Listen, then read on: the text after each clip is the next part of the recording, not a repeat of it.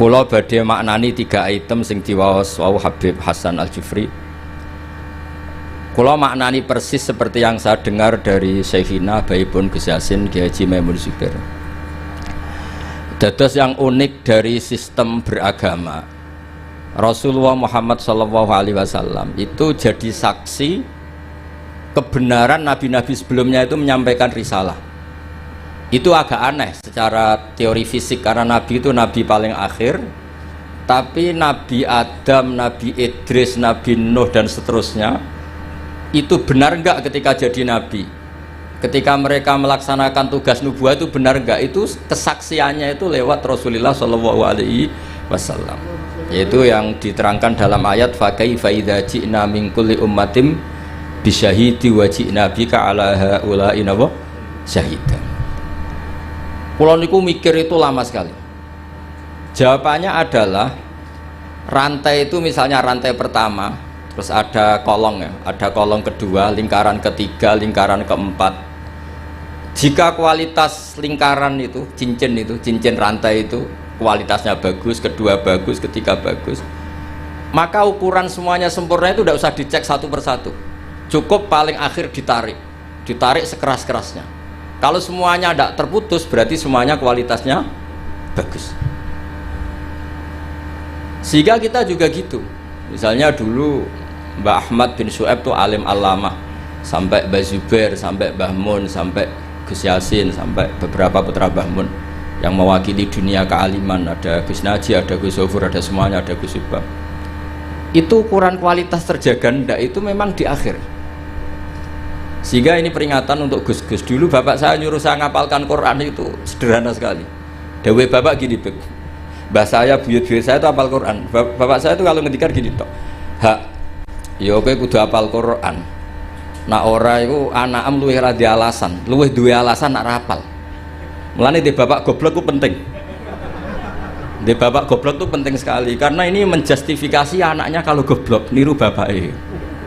Artinya gini, mbah saya hafal Quran misalnya, bapak saya hafal Quran, sekali saya ada hafal, itu anak saya bisa syukuran. Karena kalau ada hafal, anut bapaknya. Jadi ya seperti itu. Tapi sekali saya masih hafal, anak saya ini ya kebingungan apa hafal, wong kula hafal. Boten niki boten nyindir, niki ngamuk. Kersane orang itu harus mikir. Kadang-kadang ndak orang saenake maksana hafal Quran alim, tapi dia sendiri tidak alim, tidak hafal Quran. Anaknya ini kan alasannya apa? Coba Anda memaksa, Anda sendiri tidak jadi percontohan. Sehingga tradisi nubuah ya seperti itu. Nabi Adam jadi nabi sukses melaksanakan tablignya Nabi Idris, Nabi Nuh dan seterusnya. Sebetulnya itu sebagai bukti bahwa mereka melaksanakan perintahnya Allah secara benar. Ujiannya apa? Di Rasulullah Muhammad SAW ketika ditarik semuanya kuat, berarti semuanya melaksanakan amanah secara apa? Benar. Nah, kita dalam sana juga seperti itu. Kalau ditarik kok misalnya cincin ke-8 atau ke-9 itu putus, berarti ya salahnya di situ. Yang lainnya sudah kuat, salahnya di situ, itu dibuang. Kemudian cincin berikutnya dicatokkan sama yang sama-sama kuat. Makanya disebut sanad mungkotek. Nah ini saya mau cerita tentang cara Mbah Mun maknani bahwa Rasulullah SAW itu disebut Nabi Sayyidul Awwalin. Jadi pemimpin Nabi mulai zaman dulu, tapi sekaligus Sayyidul Akhirin. Jadi Nabi punya dua sisi. Secara maknawi itu Nabi awal sebelum ada Nabi Adam, tapi secara fisik, secara lahir Nabi itu Nabi akhir apa? Zaman. Ini saya maknani persis ketika Mbah Mun maknani. Mungkin kalau sampai tidak cocok boleh komplain. Wah dulu Mbah Mun tidak gitu. Kamu kok tahu? Saya kan kurang dengar sehingga kayaknya tidak gitu.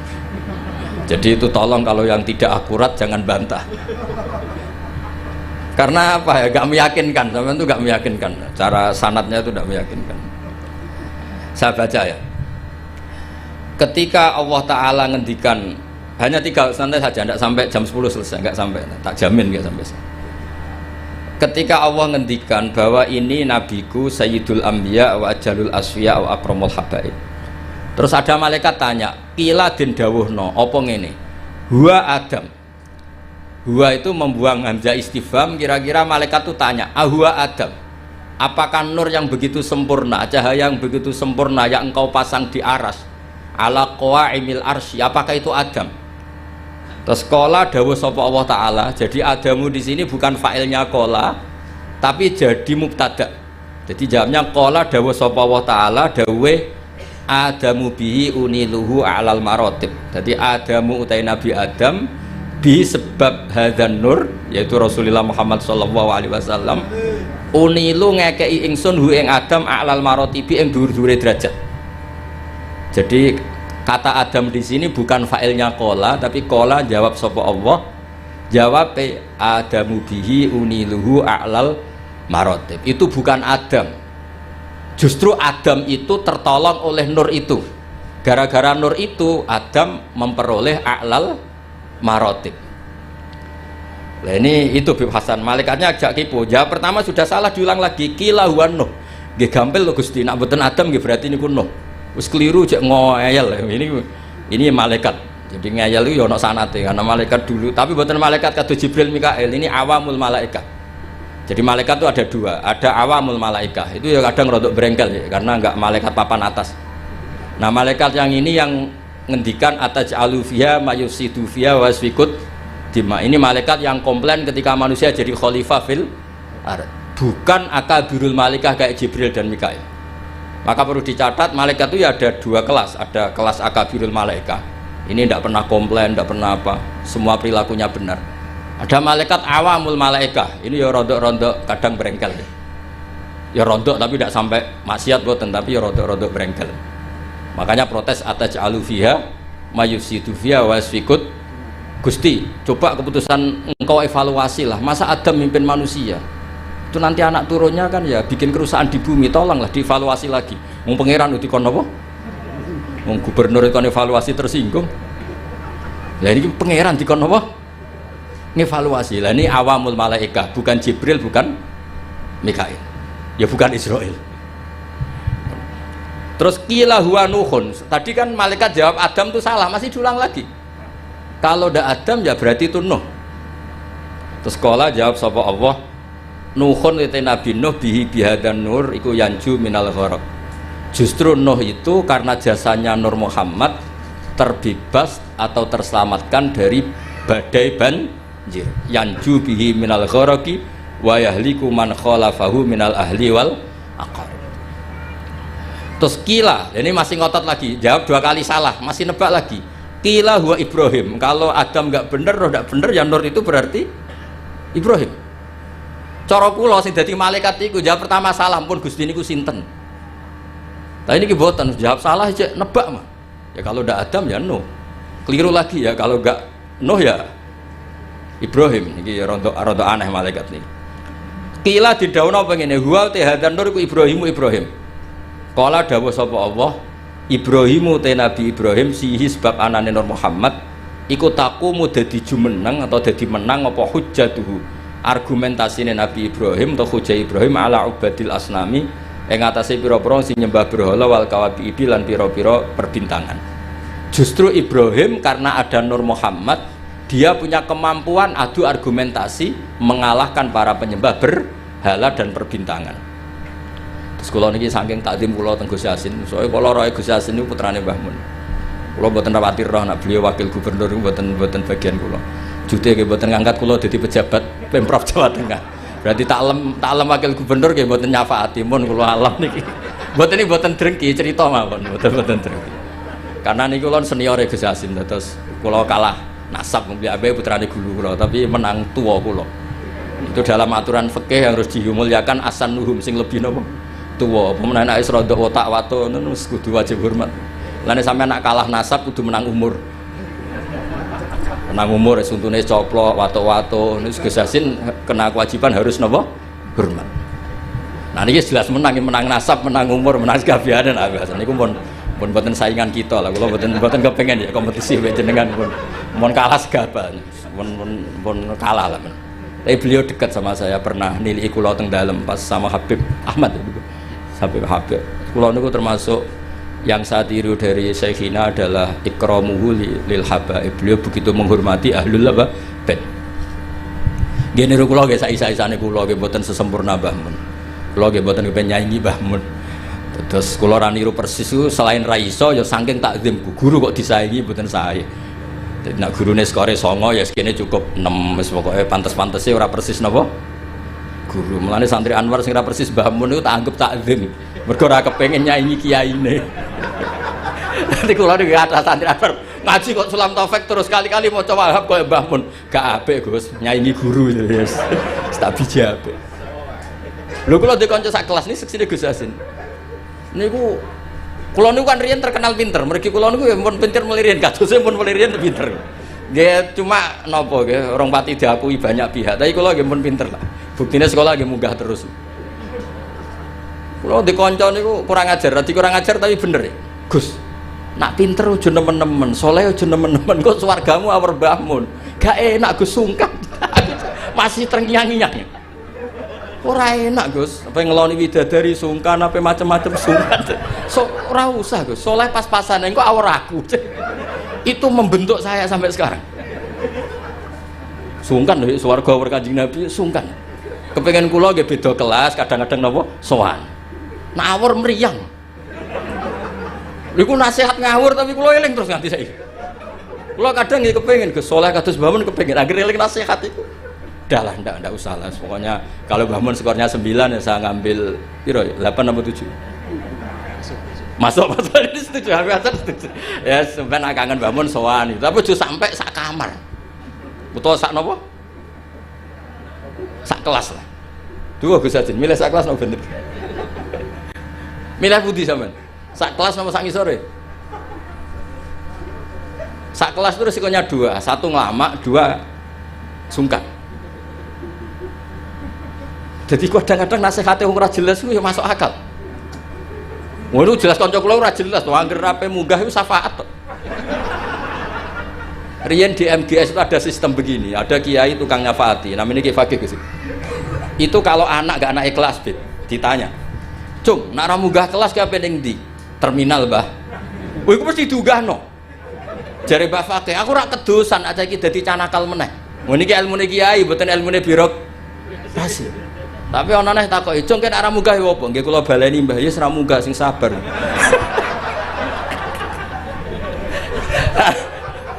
Karena berita itu bocor secara masif, dulu belum ada WA Gus, tapi masyhur Gus. Itu angger ra munggah ya, engko nak ditakoki Mbah Fakih muni terminal. Nggih.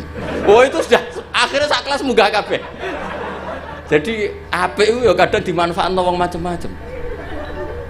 Jadi lan iki mboten enten sistem itu sudah hilang, sistem napa? Syafaat. Jadi ya kiai kuno ya aneh-aneh ya madzhab. Dadi daripada ning terminal aku kedosan wong dadi canakal meneh. Akhirnya diunggahno. Ya rada masuk akal kula badhe ramno niku kados kapan-kapan gitu.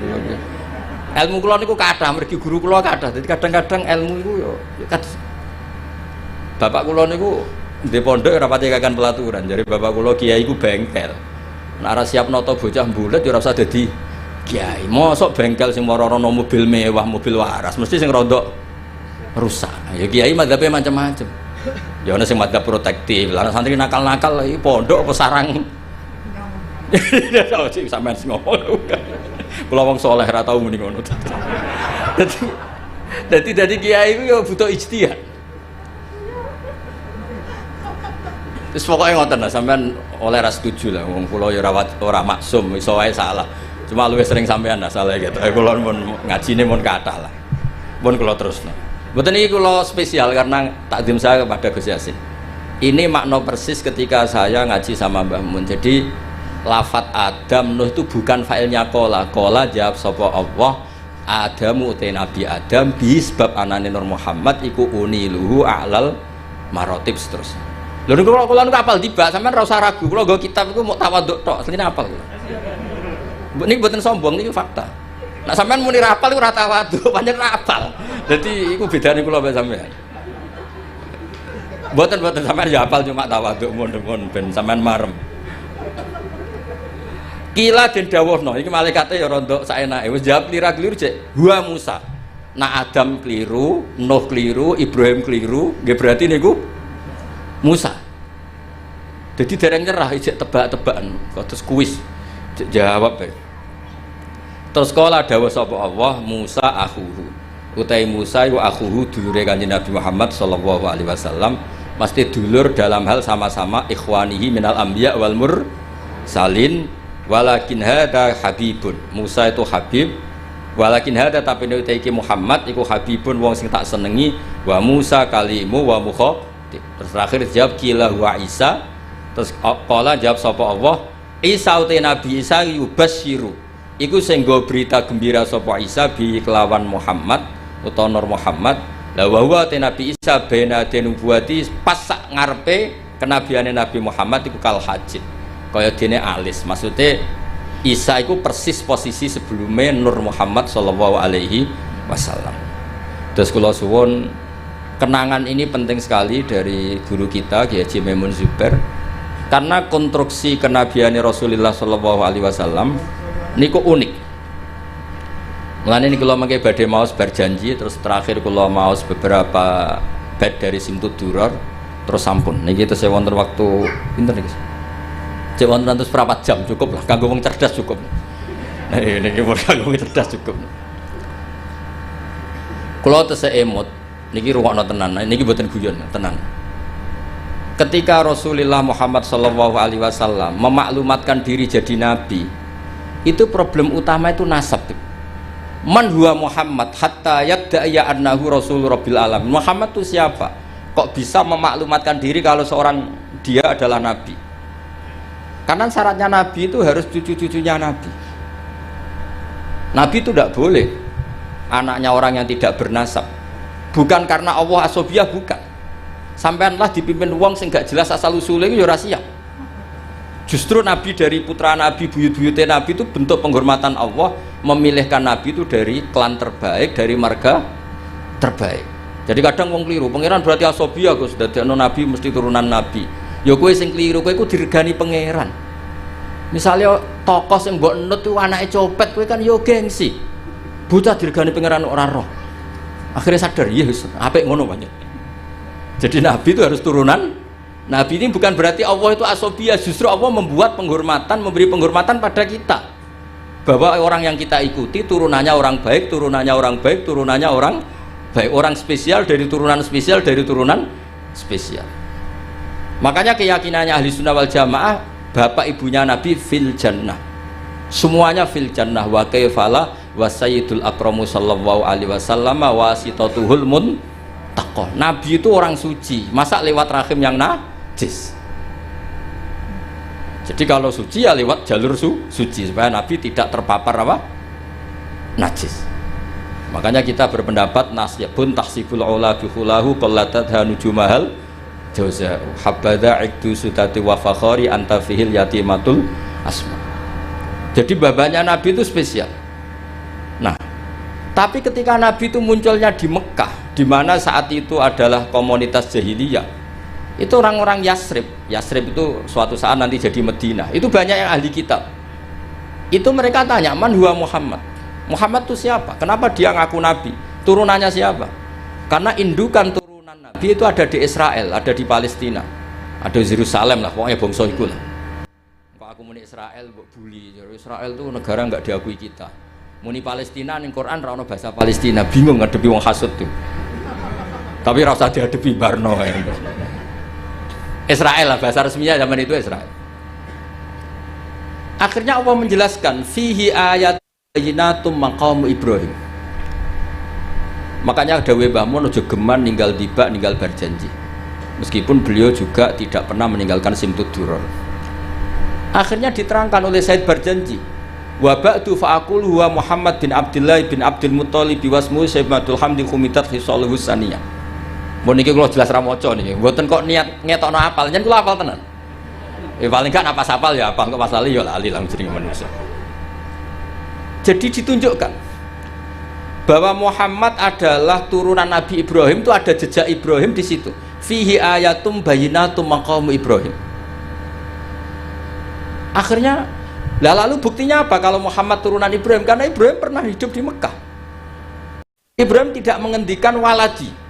Kalau beliau menghentikan waladi, maka bisa saja anak turun Ismail tidak lagi di Mekah tapi kembali ke Palestina. Maka beliau menghentikan dzurriyyati. Akhirnya dibuktikan secara artefak sejarah. Di situ ada Sofa, ada Marwah, yaitu dua gunung yang ketika itu Hajar kesulitan nyari air untuk minumnya siapa? Ismail. Ada sekian bukti artefak bahwa Ibrahim punya anak Ismail dan ditempatkan di Mekah, inda Baitikal Muharram. Maka ketika itu diungkapkan oleh Quran, orang Yahudi tercengang dan banyak yang masuk Islam. Karena sekarang Muhammad sudah memenuhi kriteria seorang nabi. Amanah sudah, tabligh sudah, sidik semuanya sudah, termasuk asal-usul nasabnya. Nah, karena pentingnya asal-usul nasab ini, Sayyid berjanji di antara memulai mukaddimahnya dengan waba'du fa'akul huwa Muhammad bin Abdillah bin Abdil Muttalibi wasmuhu Syaibatul Hamdi khumidat khisaluhus saniyah. Terus diteruskan sampai wa'adna nubila roy bin intadzawil ulumin nasabiyah ila dzabihi Ismaila nisbatuhu wa muntam. Itu kayak apa pinternya Sayyid berjanji. Nah, bukti artefak di Mekah, di Ka'bah itu dulu ada namanya Babu Bani Syaibah. Itu nama lain dari Abdul Muthalib, wasmuhu Syaibatul Hamdi.